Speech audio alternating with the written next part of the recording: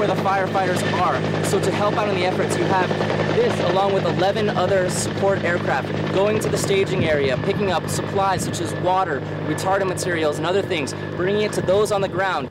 Now, the fire has died down, but there are certain areas which are still being affected. As the day goes on, we're expecting to have more winds that are going to come over the mountains and might push the fire into certain areas, which is why you see behind me, there's still roads being closed, like these Santa Ynez vineyards right here. In fact, if you look over here, you can see there are certain workers who are waiting to return. Here in the 9th Ward, you can see abandoned houses like the one behind me pretty much everywhere. You can also see the markings left by rescue workers as they came to clear out the house, even though it's been 2 years since the storm hit.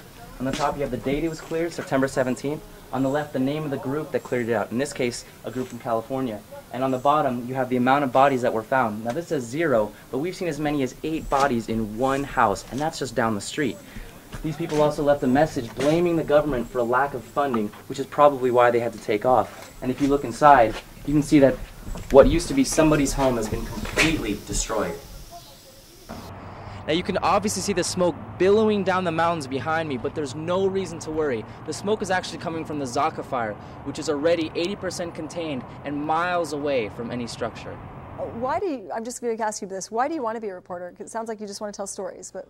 I think that it kind of solidified it when I'm talking to somebody and they're not being listened to by anybody else. And when you ask them that question and they start just pouring, their soul out to you, it's just to be a voice for those who need a voice. And to me, that's the most important thing, just the feeling that gets and that you're able to help people get a message out. So. Well, you just did that. Thank you so much, and good luck with your career. When the cavalry arrives, the last thing I expect to find on the other side is one of their own. The suspect, sadly for us, in the world of law enforcement, has been named as an Oxnard off-duty officer, Robert J.R. Perez. But something happened today that caused this policeman to snap, which is when officers got the call. Our dispatch received the call around a little after 2 o'clock today on a domestic dispute. When police arrived at the Ventura residence, the man let his wife go but refused to come out. Instead, he armed himself to the teeth. He's got 3 handguns and an assault rifle with him. There was little doubt that even though this man was one of them, he was still considered armed and dangerous.